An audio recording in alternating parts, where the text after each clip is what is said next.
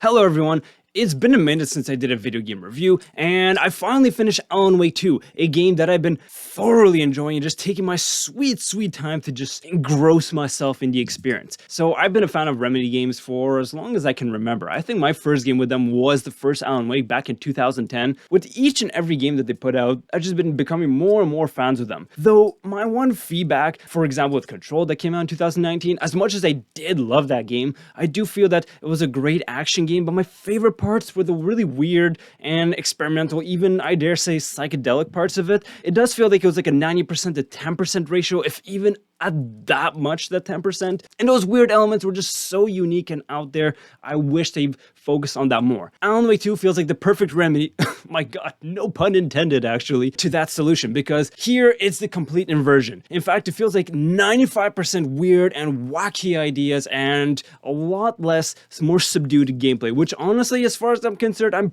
perfectly okay with. Because my god, this game goes in directions that I've never seen any game ever go in. And I don't say that lightly. There's so many moments that just left me awestruck in not only horror, but just in bewilderment of what it is that I'm looking at. Even something as simple as an out-of-bounds location. It's difficult to even begin to describe exactly what that experience is like. The best way I can describe it is those out-of-bound locations, they're like these cloudy, mirage-like distortions. When you approach them, it just slowly starts to swallow up the screen, and you hear typewriter sounds of Alan Wake telling you, no, you can't go there because it wasn't written into the story. Which, this whole narrative of what is written is part of the world and world logic, and what is actually happening in reality and how it's affecting reality is just mind-boggling. Because indeed, Alan Wake has been missing for 13 years in the game, which actually mirrors in real life because we're in the year 2023 and the last game was in 2010, so it actually has been 13 years. And the meta elements don't stop there. They only go deeper and deeper in ways that I'd never seen any game do before. Essentially, this is an FBI investigation about these paranormal activities that are happening in this town, where we're discovering that this story that was written by Alan Wake is kind of dictating, predicting, or creating reality itself through these manuscripts. And it's kind of ironic that your partner detective who's there with you on the scene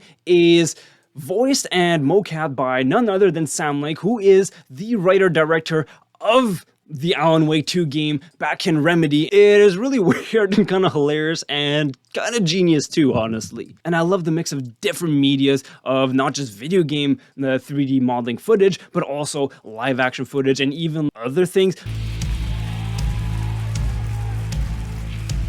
And as far as the gameplay goes, it really does feel like a classic survival horror game. Your resources are scarce and every shot does count. And of course, there are some puzzles sprinkled throughout in some really clever and interesting ways. But I do think the most novel gameplay element that was added into the game is this mind palace that you have. As Saga Anderson, your mind palace is basically your case board that you're adding all the clues you find so you can try and solve this impossible case. And as far as Alan Wake's mind palace goes, instead of a case board, it's actually a storyboard of sorts, where you can change what is actually happening in the scene because you as a writer can affect reality in that way. I've never seen anything like it, and I love the presentation of it. I really don't want to go too much more into detail because it's worth experiencing on your own. But as much as I do love this game, I don't think it's perfect. There are a bunch of minor inconsistencies that really aren't the end of the world because they're not quite so consequential. I do think that some of the controls are a bit wonky at times, especially when it comes to your relationship with collisions in the environment. That can get a bit cumbersome. And I do think that perhaps some of the boss fights aren't exactly the gameplay highlights for me, and they can be a little bit on the frustrating side. But once again, even if the gameplay is